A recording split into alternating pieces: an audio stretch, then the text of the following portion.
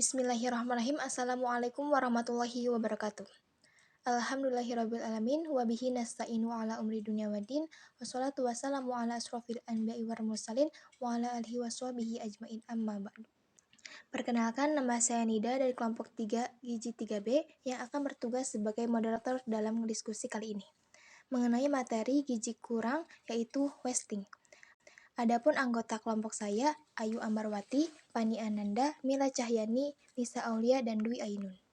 Baik, langsung saja pada pematerian pertama yang akan disampaikan oleh Saudari Ayu Amarwati. Kepadanya saya persilakan. Baik, kita masuk ke materi yang pertama, yaitu pengertian wasting. Wasting merupakan gabungan dari istilah kurus atau wasted dan sangat kurus atau severely wasted yang didasarkan pada indeks berat badan menurut panjang badan atau berat badan menurut tinggi badan dengan ambang batas atau Z-score kurang dari -2 skala deviasi.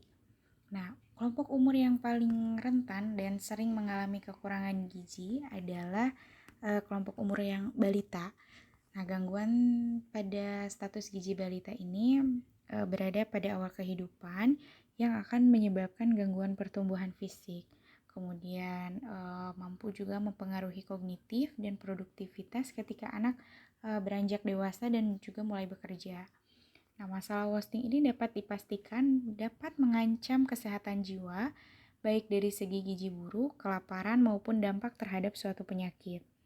Anak-anak yang menderita wasting itu memiliki kekebalan tubuh yang lemah, sehingga dapat menghambat perkembangan dan juga meningkatkan resiko kematian pada anak. Dalam mengukur wasting, kita menggunakan indikator pengukuran antropometri yang menggambarkan status gizi di mana berat badan berkorelasi linear dengan tinggi badan. Nah, artinya perkembangan berat badan akan diikuti oleh pertambahan tinggi badan. Oleh karena itu, badan yang normal itu akan proporsional dengan tinggi badannya. Kita bisa lihat klasifikasi status gizi berdasarkan indikator berat badan menurut tinggi badan. Yang pertama ada kategori sangat kurus, di mana Z-score-nya itu kurang dari -3,0. Kemudian kategori kurus, Z-score-nya itu di atas -3,0 sampai dengan kurang dari -2,0. Serta kategori normal, Z-score-nya itu di atas -2,0 sampai dengan kurang dari 2,0. Dan kategori gemuk, Z-score-nya itu di atas 2,0. Kita bisa lihat prevalensi masalah wasting pada balita. Nah, menurut laporan Global Nutrition pada tahun 2017 menunjukkan masalah gizi di dunia itu ada wasting atau kurus 50 juta balita atau sekitar 8%. Kemudian stunting atau pendek yaitu 115 juta balita di angka 23% dan overweight di 4 juta balita sekitar 6%. Nah, Indonesia sendiri sebagai negara yang berkembang itu masih memiliki masalah gizi kurang, yaitu salah satunya wasting. Nah, berdasarkan data riset kesehatan dasar tahun 2018, prevalensi wasting di Indonesia itu menurun, yaitu sebesar 10,2% dibandingkan hasil Riskesdas tahun 2013, yaitu sebesar 12,1%. Tapi meskipun mengalami penurunan, kasus wasting ini masih menjadi masalah utama terkait kesehatan gizi di Indonesia karena masih belum memenuhi target, yaitu sekitar di bawah 9,5% dan jauh dari standar internasional WHO dan WHA, yakni tahun 2025 adalah menurunkan dan mempertahankan wasting pada balita, yaitu menjadi di bawah 5%. Selain itu, di Indonesia itu terdapat 25 provinsi dengan angka wasting 10 dan 14%. Nah, ini diklasifikasikan menurut WHO ya sebagai masalah kesehatan publik yang serius. Kemudian 9 provinsi lainnya itu memiliki prevalensi kurang dari 10%. Dan hanya ada satu provinsi di bawah 5%, yaitu Provinsi Kalimantan Utara. Mungkin itu saja yang bisa saya sampaikan. Kita lanjut ke materi selanjutnya.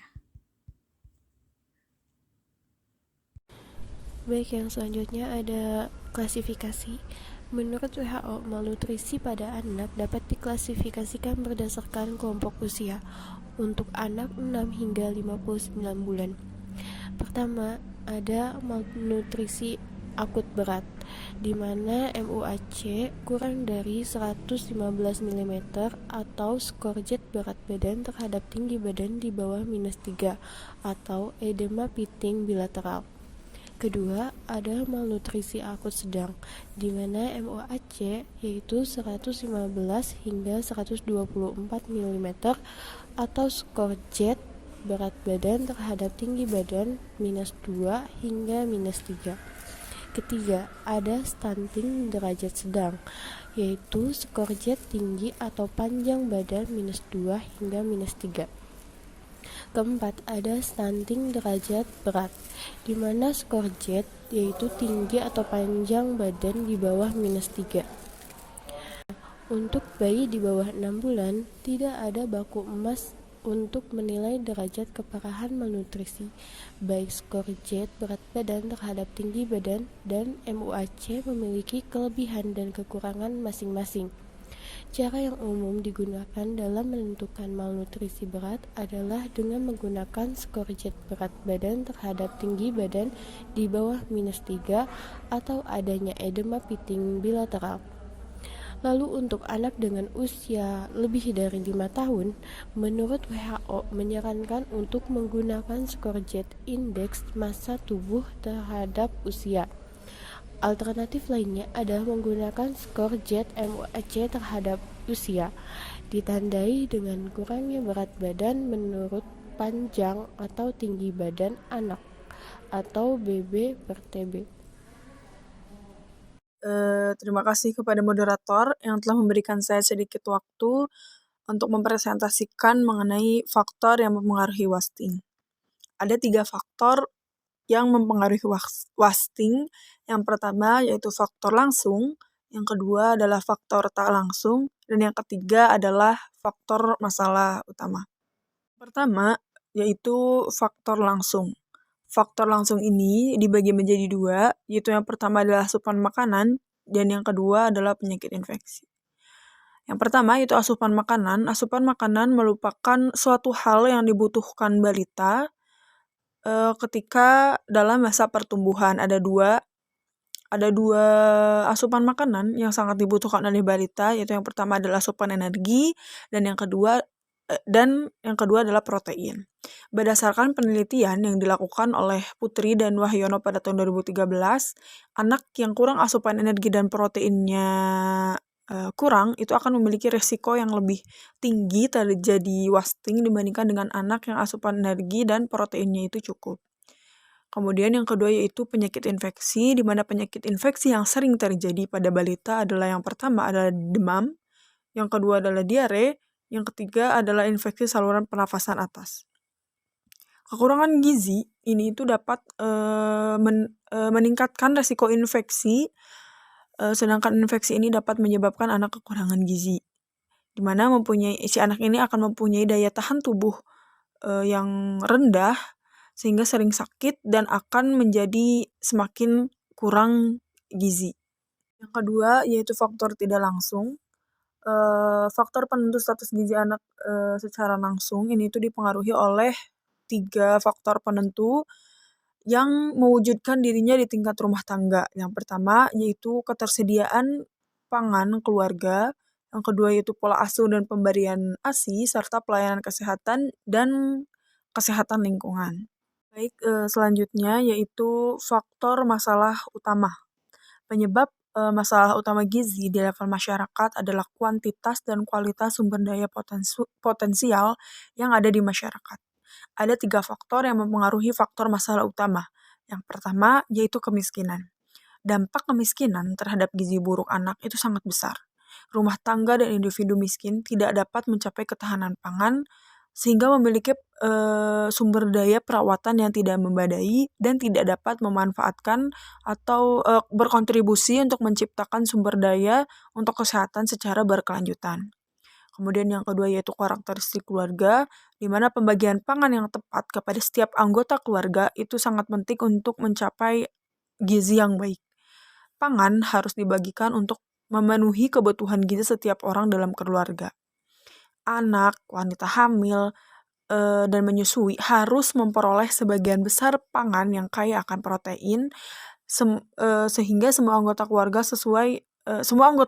harus sesuai dengan kebutuhan perorangan, harus mendapatkan energi, protein, dan zat gizi lainnya yang cukup setiap harinya untuk memenuhi kebutuhan. Kemudian yang ketiga yaitu sosiodemografi, di mana sosiodemografi ini meliputi jenis kelamin, usia,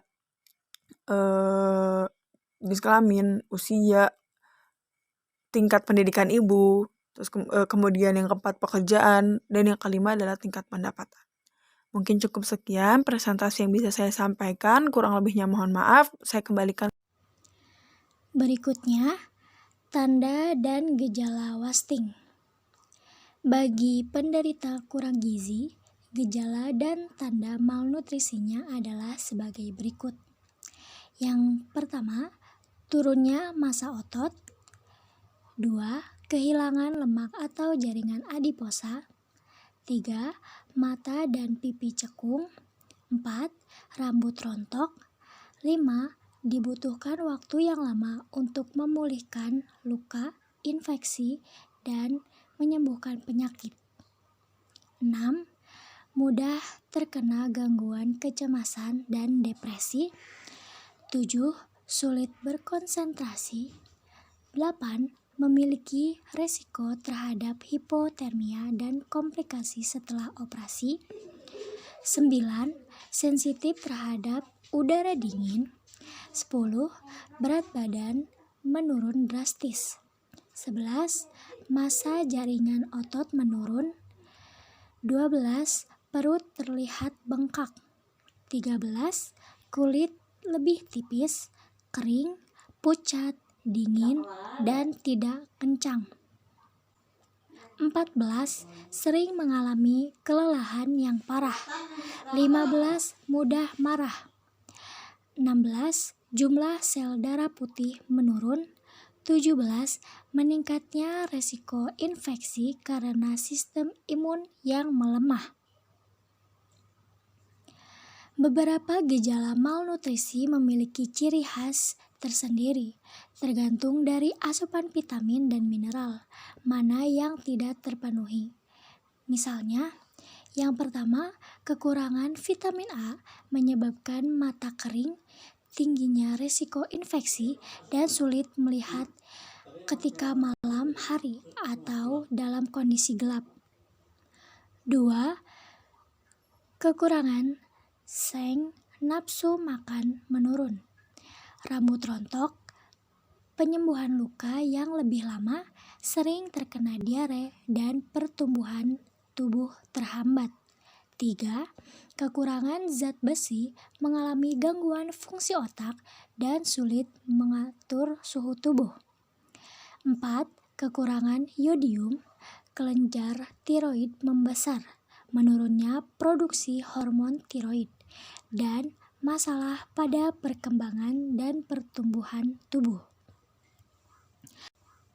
Selanjutnya, ada konsekuensi atau akibat terjadinya wasting. Tumbuh kembang anak telah cukup disadari oleh berbagai kalangan. Gizi buruk dan gizi kurang bukan hanya menjadi masalah yang ditakuti, namun hal ini tentu saja terkait dengan dampak terhadap sosial ekonomi keluarga maupun negara.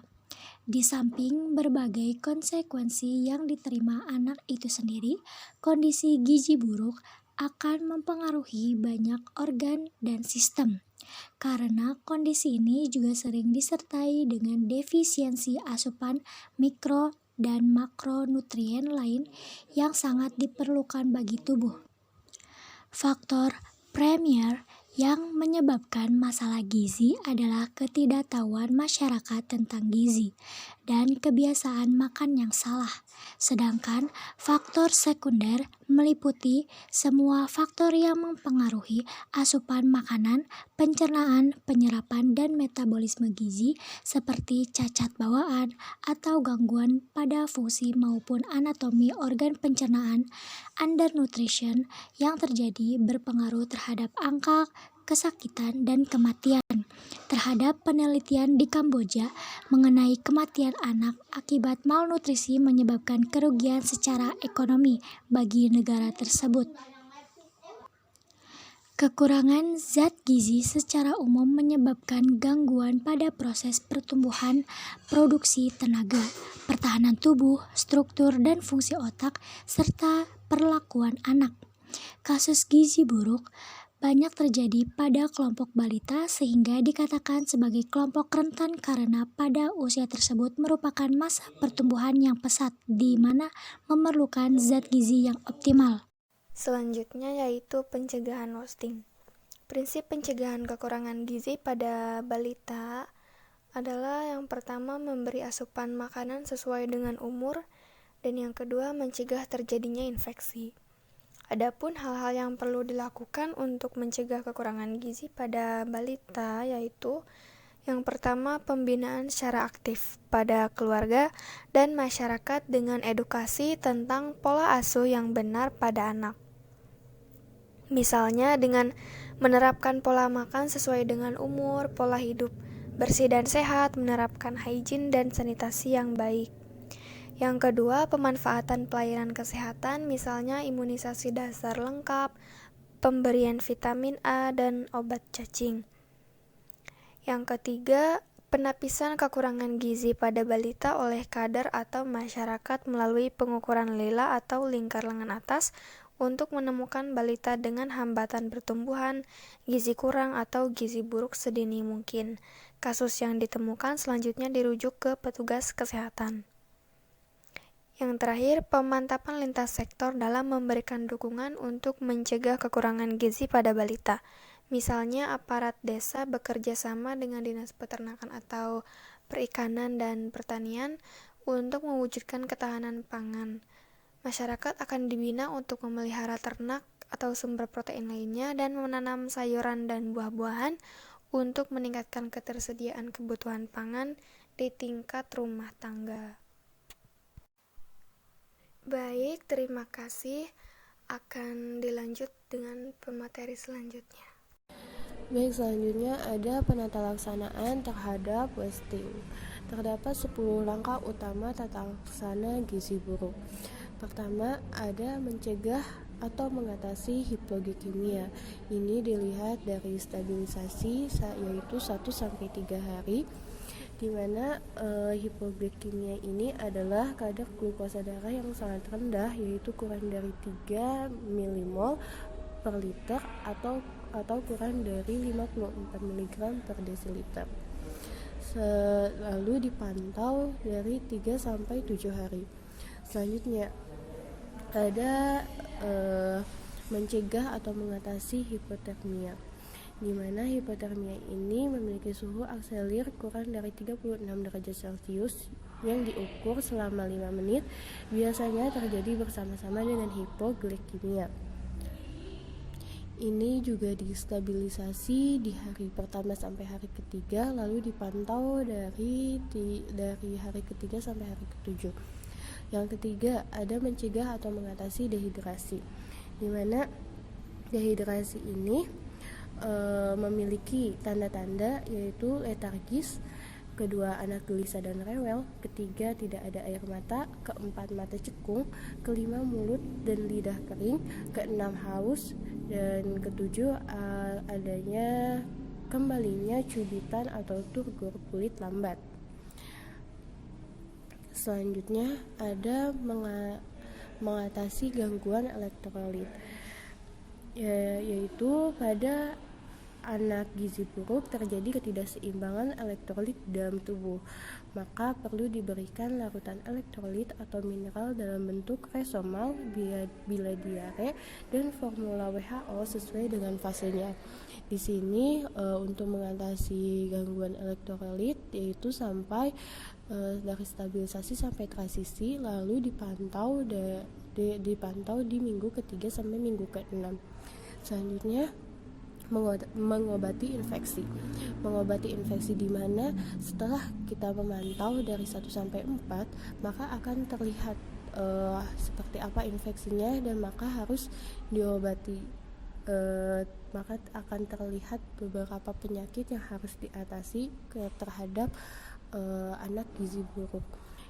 Maka dipantau dari stabilisasi sampai transisi, lalu ditinjau kembali dari fase rehabilitasi sampai tindak lanjut, yaitu dari minggu ketiga sampai minggu ke-26. Selanjutnya adalah mengatasi kekurangan zat gizi mikro, di mana dari minggu stabilisasi sampai transisi itu tanpa FE. Selanjutnya dipantau baru dari rehabilitasi sampai tindak lanjut itu menggunakan FE.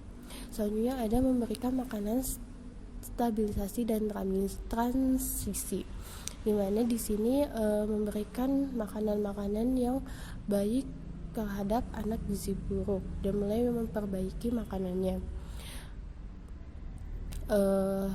Sama juga dengan nomor 8, yaitu memberikan makanan tumbuh kejar.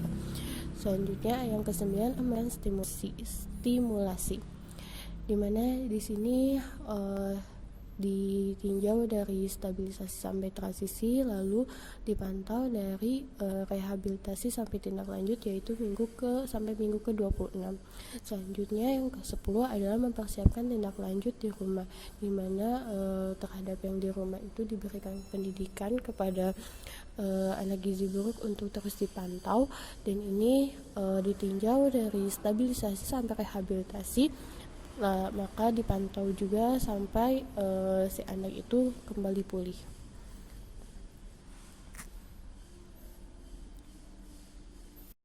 Baik, materi terakhir akan disampaikan oleh saya sendiri mengenai kebijakan dan strategi penanganan wasting. Kebijakan intervensi efektif untuk menanggulangi masalah gangguan gizi, kematian anak, kematian ibu, dan infeksi itu telah ada. Kebijakan pembinaan gizi masyarakat merupakan tindak lanjut kebijakan program perbaikan gizi masyarakat dalam penanganan kasus undernutrition. Komitmen pemerintah untuk upaya pembinaan gizi masyarakat sangat tinggi yang tercermin dengan menetapkan stunting dan wasting sebagai sasaran untuk pembangunan kesehatan.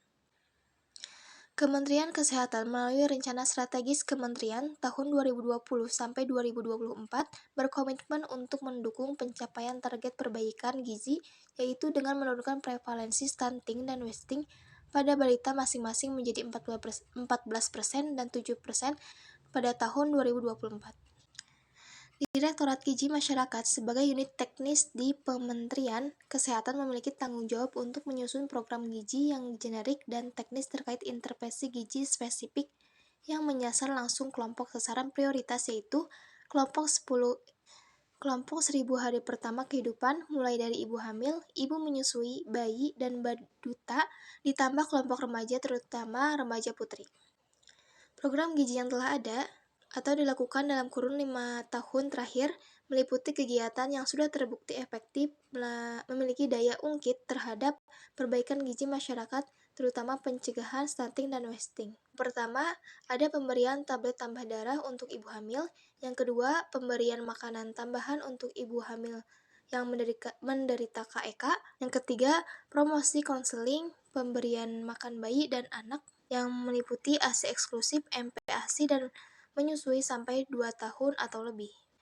Yang keempat, pemberian vitamin A untuk bayi dan balita. Yang kelima, pemantauan pertumbuhan. Yang keenam, pemberian makanan tambahan untuk balita gizi kurang. Dan yang ketujuh, manajemen terpadu gizi balita buruk. Strategi selanjutnya dalam upaya perbaikan gizi masyarakat, khususnya penurunan prevalensi gizi kurang, adalah dengan revitalisasi posyandu, di mana posyandu merupakan wadah titik temu antara pelayanan profesional dari petugas kesehatan sebagai pembina dan peran serta masyarakat dalam menanggulangi masalah kesehatan masyarakat, terutama kesehatan ibu dan anak. Mungkin cukup sekian yang dapat kami sampaikan. Untuk kesimpulan, balita merupakan kelompok umur yang paling rentan dan sering mengalami kekurangan gizi dan mengakibatkan gizi buruk pada anak. Berat badan atau tinggi badan merupakan indikator pengukuran antropometri yang menggambarkan status gizi, di mana berat badan berkolerasi linear dengan tinggi badan. Prinsip pencegahan kekurangan gizi pada balita 6-59 bulan adalah memberi asupan makanan sesuai dengan umur dan mencegah terjadinya infeksi. Pemerintah juga berkomitmen akan berupaya untuk perbaikan gizi masyarakat, yaitu dengan menetapkan stunting dan wasting sebagai sasaran utama pembangunan kesehatan untuk mendukung pencapaian target perbaikan gizi, yaitu dengan menurunkan prevalensi stunting dan wasting pada balita. Sekian dari kelompok kami, kurang lebihnya mohon maaf. Wassalamualaikum warahmatullahi wabarakatuh.